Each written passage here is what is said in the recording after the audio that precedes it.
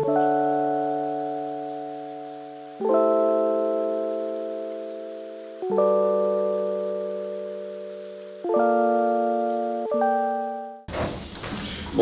à toutes et à tous. Alors, nous avons pour tâche effectivement de dessiner rapidement la toile de fond. Alain Tranois sera beaucoup plus sérieux que moi. Moi, je vais être un peu impressionniste et vous proposer quelques facéties rhétoriques, en commençant également par une citation superbe. Je vous laisse la lire. Devinez où elle était dans les premières pages d'Utopie foncière d'Edgar Pisani, et je pense que ces propos résonnent aujourd'hui avec une actualité tout à fait saisissante. Alors, pour changer un peu des discours académiques, je me suis dit je vais vous proposer un petit abécédaire. Un petit abécédaire parce que dans le monde du foncier, que je ne connais pas si bien, malgré quelques incursions dans les affaires zanesques, il y a plein de gros mots, comme dans toutes les communautés professionnelles, et ces mots, on les répète, et comme souvent, les mots qu'on répète, ils pensent à notre place, et c'est un peu ennuyeux. Et donc il faut effectivement essayer de les décoder, de retrouver leur sens premier, de proposer d'autres façons de voir les choses. Alors, après abécédaire, artificialisation. Chaque mot pourrait être objet de colloque, évidemment. Artificialisation. Le dictionnaire Larousse est très sage. Il définit l'artificialisation comme ce qui est produit par le travail de l'homme et non par la nature. Nous pourrions donc dire, si nous voulons être un peu pédants, anthropisation. Mais le législateur n'est pas sage. C'est un peu embêtant, parce qu'on pourrait lui demander quand même d'être un peu raisonnable. Dans la loi climat et résilience, il définit l'artificialisation comme l'altération durable de tout ou partie des fonctions écologiques d'un sol. On se dit que c'est plutôt malin comme façon de voir les choses, même si une altération durable peut aussi être produite par des facteurs naturels. Mais bon, voilà, on s'intéresse à la qualité des sols.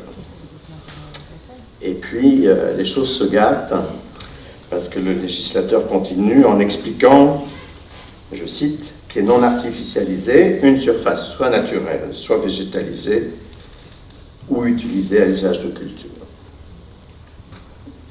L'affaire se gâte, péché originel de la loi, puisque dès lors que l'agriculture sera dédouanée de toute responsabilité en matière d'imperméabilisation ou de perte de biodiversité, on ne sait plus de quoi l'on parle. Et le citoyen, a fortiori, ne sait plus de quoi on lui parle. Et donc, il me semble que l'on rate la cible de la politique publique s'il s'agissait de s'intéresser à la perméabilité des sols et à la biodiversité, en s'occupant de milliers d'hectares plutôt que de millions. On va reparler de tout ça, mais voilà, déjà, il y a eu effectivement des débats autour de ce mot artificialisation, voilà, qui est peu employé ailleurs, qui pose effectivement un problème, et en tout cas crée une tension qui me semble impossible à dépasser, sur laquelle cette loi s'empêtre amendement après amendement. Bâtisseur. Alors, quand j'étais directeur d'agence d'urbanisme à Bordeaux-Aquitaine, on me disait oui, vous êtes architecte, bien sûr, ce qui n'est pas du tout le cas. Et donc j'expliquais que faire de l'urbanisme, c'est pas être un architecte de la grande échelle, et c'est pas forcément bâtir. Et que plus globalement aujourd'hui, l'urbanisme, l'aménagement, le développement territorial, c'est certes un petit peu bâtir, et peut-être de moins en moins, mais c'est en tout cas, surtout et beaucoup, s'occuper d'autre chose. S'occuper de la gestion des flux, s'occuper des cycles, s'occuper de ce qui se passe à l'intérieur de la maquette. Et donc, c'est ma façon de voir les choses, l'urbaniste, il a plein de leviers, de boîtes à outils pour jouer avec deux critères, finalement assez simples, qui peuvent résumer la manière dont on peut agencer un territoire, les pleins et les vides, et le proche et le lointain. Et avec ça, vous pouvez bâtir à peu près tous les modèles urbains qu'on peut imaginer. Mais évidemment, plein et vide et proche et lointain, on a le proche et lointain, c'est aussi la terrification d'un transport collectif, par exemple. Et donc, je trouve intéressant et important qu'on arrive, ici comme ailleurs, de se décoller de cette idée que finalement, faire de l'urbanisme, c'est bâtir. Donc, ne magnifions pas trop l'acte de construire et le sentiment probablement toujours sympathique de couper des rubans pour montrer ce que l'on a fait.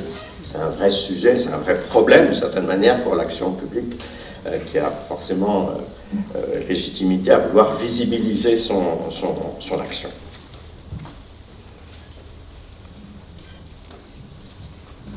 Bétonisation. Bétonisation. Alors pour les plus anciens, Maxime Le Forestier a beaucoup fait dans sa chanson Comme un arbre dans la ville, entre béton et bitume, pour faire de ce béton et ce bitume le symbole de l'urbanisation. Alors la fameuse bétonisation galopante, où est-ce qu'elle est? Est-ce qu'elle est à la Défense, quand on continue à construire des tours? Est-ce qu'elle est dans les échangeurs et les infrastructures linéaires, qui sont très, très gênantes pour la biodiversité? Est-ce qu'elles sont dans les lotissements plus ou moins chics, entre le parc de Sceaux et les lotissements qu'on peut continuer à construire ici et là? Il y a une vraie évaluation à faire et à sous-peser effectivement le béton et le bitume qui sont dans ces différents types d'aménagements. Et la conclusion n'est pas évidente.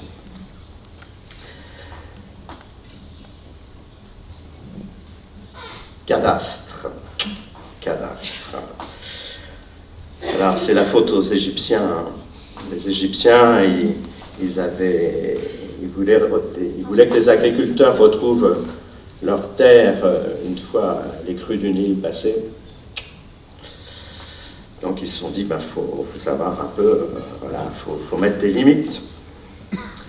Et puis en plus, comme les pharaons étaient très avides d'or, pour pouvoir gagner la vie éternelle, ils se sont dit que le foncier c'était pas mal pour gagner de l'argent. Et depuis eux et quelques autres, le foncier est devenu probablement le plus abondant, en tout cas le plus simple des gisements fiscaux, sinon pour l'éternité, en tout cas pour un bon bout de temps.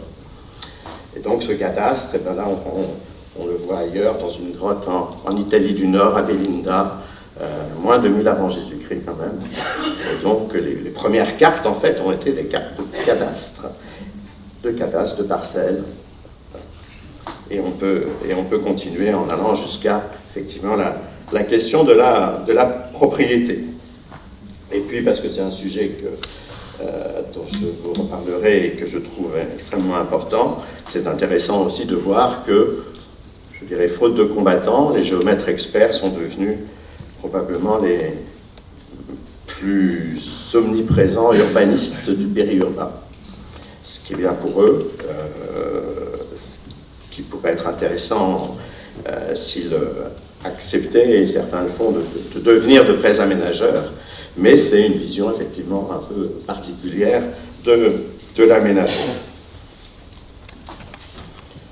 Alors, consommation. Consommation, là, je trouve qu'on est proche de la manipulation sémantique. Alors bon, on consomme, il faut calculer dans les documents d'urbanisme, consommation d'espace. Consommation, étymologiquement, c'est une question d'achèvement.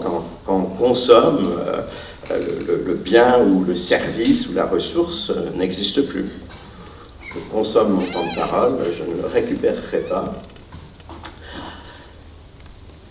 Quand un sol change d'usage, l'usage disparaît, évidemment. Il peut peut-être réapparaître, mais en tout cas, le sol est toujours là. Hein, c'est pas les hectares qui partent avec le recul du trait de côte, qui eux sont effectivement vraiment plus là, mais c'est un changement d'usage. Et je trouve que le mot est effectivement un peu manipulatoire, même si je sais comme vous qu'il faut des milliers d'années pour construire un sol vivant, pour fabriquer un sol vivant, et qu'il faut quelques mois pour le détruire, et que la dégradation des sols ne se récupère pas si facilement que ça. J'ai bien conscience de ça, mais pour autant, il me semble que cette histoire de consommation, de départements qui disparaissent, de terrains de foot qui disparaissent, etc., ne rend pas grâce à une notion plus intéressante, à mon avis. Voilà, la notion complémentaire, c'est effectivement changement d'occupation du sol, tout simplement, hein, mais aussi ne rend pas grâce à une notion qui devrait, y compris, je pense, peut-être beaucoup intéresser les établissements publics fonciers, c'est la réversibilité. Parce que la réversibilité, elle peut s'imaginer un entrepôt. Un entrepôt, si c'est bien négocié, on peut se dire que dans 30 ans, dans 40 ans, et sur le sujet qui nous intéresse, c'est un laps de temps qui n'est pas impertinent, on peut accepter dans un contrat, les deux parties prenantes peuvent accepter dans un contrat de considérer que dans 30 ans, dans 40 ans, il y aura un rétro-usage, s'il le faut. Bien malin celui qui sait de quoi on aura besoin dans 40 ans sur nos sols, et que donc cette affaire de réversibilité pourrait, un peu en opposition à l'idée de sols qui disparaissent, devenir un critère de jugement et d'évaluation intéressant pour les planificateurs et les aménageurs. Alors, ça pose plein de problèmes, ça demande de rentrer dans les esprits, il y a des aspects évidemment juridiques. Pour l'anecdote, les juristes ont retrouvé un décret napoléonien quand Napoléon avait voulu expliquer que les cimetières n'avaient rien à faire dans l'intramuros, donc il fallait effectivement les mettre en extramuros, et il avait dit ceux qu'on délaisse dans l'intramuros, au bout de 5 ans, on devrait pouvoir les réutiliser pour une activité agricole. Voilà, donc recyclage peut-être un peu expéditif, mais pensez dans la durée. A, B, C, D. Je ne fais pas toutes les lettres, hein, rassurez-vous. Densification. Si vous saviez le nombre de beaux petits guides qui ont été faits par les agences d'urbanisme depuis 30 ans, même avant la loi SRU, pour rendre la densification acceptable, c'est terrible. Et le mot acceptable est terrible. Il y a des gens qui acceptent la densité. Ils acceptent tellement qu'ils sont prêts à payer extrêmement cher pour être dans la densité. Demandez aux Parisiens et aux Singapouriens. Il y a des gens qui préfèrent une autre façon d'habiter la Terre. Voilà, je ne vais pas plus loin, mais en tout cas, je trouve que cette affaire de densification, et de densité d'ailleurs en tant que mode de mesure, a plein de raisons d'être, mais ne rend pas compte de la relation à l'habitat, mais à l'habiter aussi, surtout. Alors, on dit toujours, je prends mes exemples bordelais, les quartiers de petites échoppes bordelaises ont la même densité que les grands ensembles d'à côté. Personne ne comprend ça, personne ne croit ça. Voilà. Et donc, cette affaire de densité, en plus, c'est pas forcément très intéressante, justement, par rapport à la manière de faire projet de façon diversifiée. Moi, je préfère, mais il faudrait parler plus longtemps, de parler de compacité. Voilà, le Corbusier, comme la plupart des concepteurs des grands ensembles dans les années 50-60, parlaient de villes-nature. Et c'était des villes-nature. Les aubiers, c'était une clairière dans une forêt. Et il y avait effectivement des jardins au pied des immeubles. Ce qui fait penser que la question, c'est souvent la gestion plutôt que l'investissement. Et en tout cas, voilà, ma proposition pour sortir de cette affaire de densité, c'est de dire, en fait, on est toujours dans un compromis, justement, entre le proche et le lointain, entre le vide et le plein. Et ce compromis, aujourd'hui, l'essentiel de ce qu'il y a à réfléchir, c'est, on va dire, nature, mot compliqué, mais nature versus bâti. Et il y a mille façons de faire ça. Et en termes d'agencement, depuis les fameuses cités-jardins inventées par les Anglais, jusqu'à la città diffusa des Italiens, la métropole nature, à des échelles différentes, parce qu'évidemment ces compromis peuvent se faire à des échelles différentes. Et c'est bien aussi donc cette histoire de vide et de plein, pardon, étalement. Oui, bon. Voilà, pardon, excusez-moi. Les vides et les pleins, je vais vite. Scott de Montpellier, 2006, très inventif. Scott de Montpellier dit il faut inverser le regard. Inverser le regard, et c'est les paysagistes qui le disent en fait, et il faut bâtir l'organisation, l'agencement de l'espace en commençant par les vides. Ce que tous les urbanistes ont fait dès le 19e siècle, quand Cerda fait Barcelone, il fait d'abord le réseau viaire. Dans l'urbain compact, la ville, elle est structurée par les vides, elle est structurée par les rues et par l'espace public. Pourquoi pas avoir cette structuration sur des grands territoires qui manquent de structuration, justement, parce qu'ils n'ont pas cette façon de voir les choses. Et là, il y a quelque chose de tout à fait intéressant, en disant comme Gilles Clément, paysagiste jardinier, qu'évidemment, les espaces vides sont des pleins biologiques. Et c'est aussi, bien sûr, tout ça qui fait leur intérêt, surtout lorsqu'ils sont appréhendés dans les trois dimensions. On en parlera beaucoup dans les ateliers. Juste une petite note de bas de page là-dessus. La qualité des sols, elle n'est juridiquement pas protégée, contrairement à celle de l'eau et de l'air. On peut se demander pourquoi, mais c'est également un vrai sujet. Étalement. Bon, je suis un peu déçu qu'on ne vous ait pas demandé lors de votre recrutement si vous avez lu Anachronisme urbain, presse de Sciences Po 2020, 15 €, où je décode 7 dogmes. 7 dogmes qui nous empêchent de penser correctement l'avenir, 7 dogmes qui ont été créés à un moment, il y a grosso modo 50 ans, de façon pertinente, mais qui n'ont pas été actualisés par rapport à l'évolution du monde. Et parmi ces dogmes, il y a cette fameuse lutte contre l'étalement urbain. Lutte contre l'étalement urbain qui avait sans doute sa pertinence au début du développement du périurbain, mais qu'il a beaucoup moins maintenant, puisque finalement, nous avons tous été pompiers pyromanes, et l'étalement urbain est là.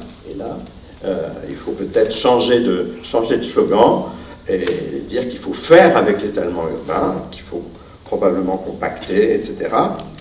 Il y a plein de choses intéressantes à faire, mais l'étalement urbain est là. Lutter contre n'a plus de pertinence. Éric Charles vous explique depuis de nombreuses décennies, avec quelques règles de droit, que vous transformez la France en un vaste territoire périurbain, vous n'artificialisez que de 1 à 2%, parce que la France, je ne vais pas dire qu'elle est un grand désert, mais il y a quand même beaucoup de place. Et donc cette affaire d'étalement est une question qualitative et non pas quantitative. Je continue. Foncier en débat pour remercier l'EPF et l'association de cette connexité intéressante, qui n'est pas si banale que ça, c'est très bien. Moi, je milite beaucoup pour que les chercheurs et les acteurs, comme on dit, se parlent et se voient beaucoup plus. Périurbain, je vais vite, trop vite. Lisez, relisez, c'est aussi bien qu'Utopie foncière. Le rapport Mailloux, Demain l'espace, ça sort En 1977-78, le gouvernement veut un rapport qui dise le périurbain, c'est pas bien. En plus, il y avait la première crise pétrolière et manque de peau, un rapport qui dit 77. Le périurbain, il est là, il répond aux aspirations, tout va bien, faut juste mieux l'organiser. Et à l'époque, il y avait deux perspectives périurbaines qui étaient ce que les auteurs ont appelé le rurbain, c'est-à-dire une organisation d'extension urbaine autour des bourgs, autour des armatures rurales, et puis la cité-jardin, sur une échelle plus importante. Très, très, très passionnant, et on est toujours aujourd'hui à ramer pour expliquer que le périurbain c'est important, que c'est là où ça se passe, qu'il est invisibilisé par les statistiques, puisqu'il y a quelques années, on s'est réveillé un matin en étant 33% de Français devenus ruraux. Hein, je ne sais pas si vous avez repéré ça, c'est intéressant, les statistiques formatent la réalité, et le périurbain est une sous-catégorie du rural, ce qui est un peu ennuyeux, et qui est une énième façon d'invisibiliser ce périurbain qui mérite non seulement d'être rendu plus visible, mais de ne plus être dénoncé. Vous voyez le psychodrame autour des maisons individuelles, c'est bien, c'est pas bien, etc. Encore le sujet n'est pas là, de toute façon elles sont là, et on fait au mieux avec. Alors là je vais vraiment aller un petit peu plus vite. Le petit dessin, je l'ai emprunté de gauche, je n'aurais jamais osé évidemment dire ça, je l'ai emprunté à l'EPF d'Alsace, donc je me suis dit que ça devrait passer. On est héritier de la loi d'orientation foncière de Pisani, Poupérus, Sradet, Scott, PLU, permis de construire. Et finalement, comme une espèce de commande inversée, la planification à la française est pilotée par la fonction de distribution des droits à construire, ce qui évidemment ne permet pas d'avoir beaucoup d'ambition en termes urbanistiques, dès lors que cette ambition urbanistique est noyée dans une logique immobilière formatée à la parcelle. Voilà. Je ne vais pas plus loin, mais vous comprenez bien que cette planification en Poupérus ne nous aide pas à articuler le local et le global, alors que tous les grands sujets de la transition écologique méritent cette articulation locale-globale. Le petit schéma que je vous ai mis, c'est la planification à l'allemande. Il y a un Gegenstrom-Prinzip qui fait que les trois niveaux de planification sont en interaction, ils dialoguent entre eux. C'est pas du haut vers le bas, et évidemment, ça change tout.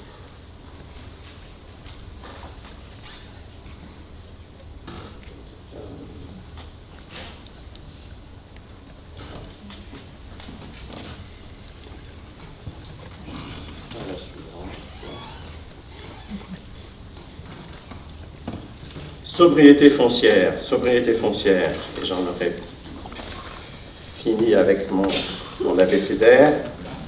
Quand on vous parle de sobriété, vous pensez urbanisation. Personne ne se pose la question d'une sobriété, d'un anti-gaspi qui pourrait porter sur d'autres usages. Et pourtant, les autres occupants du sol sont-ils sobres ? Je vais prendre à nouveau l'agriculture sur ces matières. Depuis les lois de décentralisation de 83, on parle de gestion économe de l'espace. Et cette gestion économe de l'espace est arrivée après beaucoup d'années de mise en œuvre de la loi d'orientation foncière, qui avait quand même pour but explicite de fabriquer des terrains à bâtir. Parce que l'agriculture devenait productiviste, avait besoin de moins de surface, et parce que les agriculteurs avaient besoin de retraite.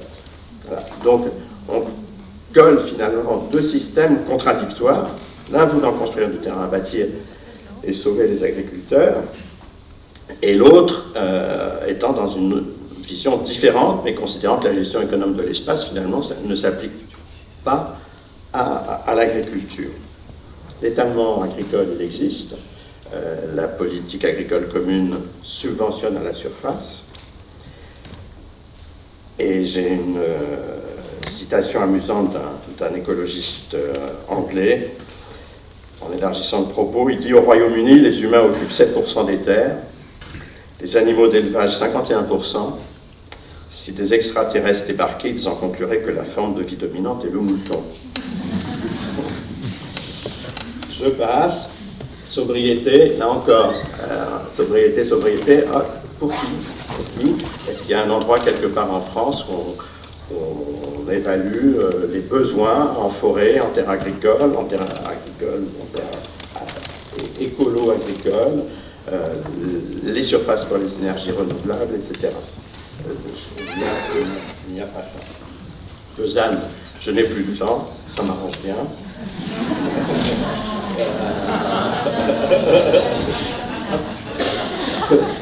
Nouvelles utopies foncières. Alors, moi, je vous en propose qui sont assez banales, mais finalement, je les hiérarchise. Bon, on va en parler beaucoup. Hein, l'affaire des sols vivants. Voilà, comment on sort d'un foncier surface à un foncier sol en 3 dimensions, et un foncier non pas seulement de ressources d'occupation, mais de ressources en tant que telles. Un droit des territoires, un droit des sols. Hein, là, quand on regarde, moi je ne suis pas juriste, mais on voit bien quand même qu'entre le droit de l'urbanisme ne s'intéresse pas à l'agriculture, le droit de l'environnement est encore en construction, le droit rural n'est pas forcément en convergence avec les autres. Là encore, il me semble que, en particulier pour les établissements publics fonciers, il y a de quoi non pas seulement gamberger, mais réfléchir et proposer sur une convergence, ou en tout cas une non-contradiction entre ces trois droits qui ont eu leur logique de fabrication sectorielle. Et puis au-delà de l'urbanisme parcellaire,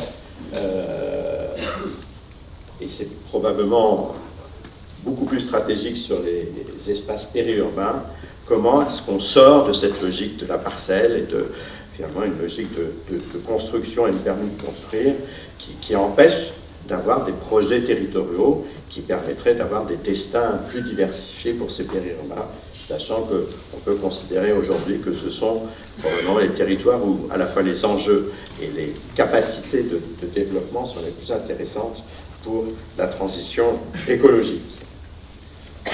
Je vous remercie beaucoup. Vous excuserez mes 5 minutes de trop. Et je passe la parole à Anne.